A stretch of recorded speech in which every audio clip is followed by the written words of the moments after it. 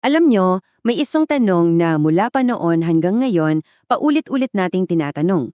Siguro kasing kanda na to ng mismong sangkatauhan. Yan. Saan nga ba tayo nagmula? Simple lang pakinggan, no? Pero libu-libong taon na nating hinahanap yan ng kasagutan. Mula sa mga lolo't lola ng mga lolo natin hanggang sa panahon ngayon, ito yung tanong na laging bumababagag sa isip natin. At kadalasan kapag pinag-uusapan to, parang laging may dalawang kampo, di ba? Sa isang banda nandyan yung paniniwalang nilikha tayo. Tapos sa abila naman, yung ideyang hindi, produkto lang tayo ng evolusyon. At madalas, grabe, para silang laging pinag-aaway. Pero, teka muna, paano kung hindi naman talaga sila magkalaban? Posible kayang pareho silang may punto. Yan yung susubukan nating alamin sa pagtatalakaying nating ito. Kumusta? Ito ang F Wanderer Channel. Samahan ninyo kami sa paglalakbay sa kwento ng sangkatauhan. Mula sa paglikha at ebolusyon hanggang sa makabagong panahon. Tuklasin natin ang ating espiritual, pisikal, at mental na kasaysayan upang mas maintindihan kung sino tayo, nasaan tayo ngayon, at saan tayo patungo. Tara!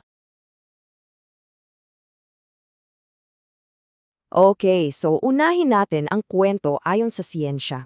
Ano ba yung sinasabi ng mga datos, ng mga ebidensya tungkol sa ating pinagmulan? Una sa lahat, ayon sa agham, ang Earth ay hindi lang basta lumitaw. Ito ay napakatanda na, mga 4.5 bilyong taon. Bilyon, ha? Isipin nyo na lang kung gaano katagal yun. At sa loob ng bilyong-bilyong taon na yan, dahan-dahan, unti-unting umusbong ang buhay. Hindi to biglaan. Mula sa mga napakasimpleng organismo, nag-evolve tayo papunta sa ating mga ninuno, tulad ng Australopithecus at Homo erectus, hanggang sa lumitaw na nga ang modernong tao, tayo, ang Homo sapiens, mga 300,000 taon nang nakalipas. Ang bagal pero tuloy-tuloy na proseso. Paano to nangyari? Well, ang mekanismo sa likod nito ay yung tinatawag na natural selection, yung ideya ni Charles Darwin. Ang ibig sabihin lang yan, yung mga nilalang na mas bagay o mas adaptive sa environment nila, sila yung mas may chance na mabuhay at magparami.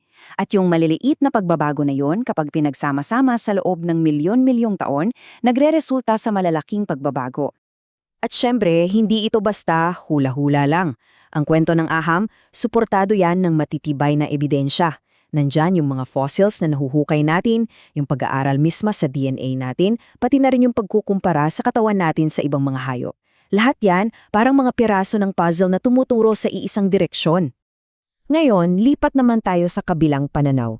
Kasi bago pa man nauso yung mga laboratorio at microscope, may mga kwento na ang mga tao tungkol sa pinagmulan natin. Sa maraming paniniwala, lalo na sa mga creation stories, may espesyal na pinagmulan ng tao. Yung ideyang nilikha tayo mula sa alabok, tapos hiningahan ng buhay, di ba? Ito yung paniniwalang hindi tayo basta na lang sumulpot out of nowhere. At dito talaga umiikot yung puso ng tananaw na ito na hindi tayo isang aksidente lang. Meron tayong purpose, may disenyo o pagkakalikha sa atin. At higit sa lahat, meron tayong espiritu. May something more sa atin kesa sa physical na katawan lang. Dito na pumapasok yung mga tanong na aminin natin medyo mahirap sukatin ng aham. Halimbawa, bakit tayo may konsyensya? Saan galing yung moralidad natin? Yung alam natin kung anong tama at mali? At syempre, yung napakalaling na kakayahan nating magmahal. Yan yung mga aspekto ng pagiging tao na sinasagot ng pananampalataya. So, heto na tayo ngayon. Sa isang side, aham na nakabase sa ebidensya. Sa kabilang side, pananampalataya na nakatuon sa kahulugan. Sa unang tingin, parang magkalaban talaga sila, no? Pero subukan nating pagdugtungin. Kasi ang tanong talaga ay, kailan ba talaga nilang magbanggaan? O baka naman, magkaibang tanong lang talaga yung sinasagot nila. At ito, para sa akin, ang pinakamagandang paraan para tingnan to. Isipin nyo, baka yung agham, ang sinasagot niya ay yung tanong na, paano? Paano tayo nabuo? Ano yung proseso, yung mekanismo? Samantalang yung pananampalataya naman, iba yung tinutumbok niyang tanong, yung mas malalim na, bakit? Bakit tayo nandito? Ano ba talaga ang layunin natin?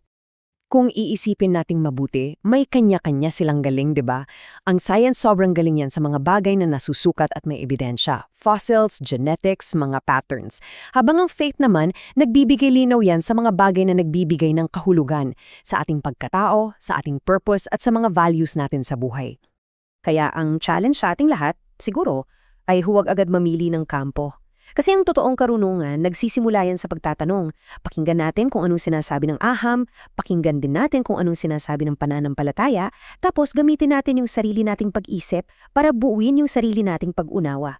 Kasi sa huli, ang paghahanap ng sagot sa ating pinagmulan ay hindi lang naman tungkol sa nakaraan.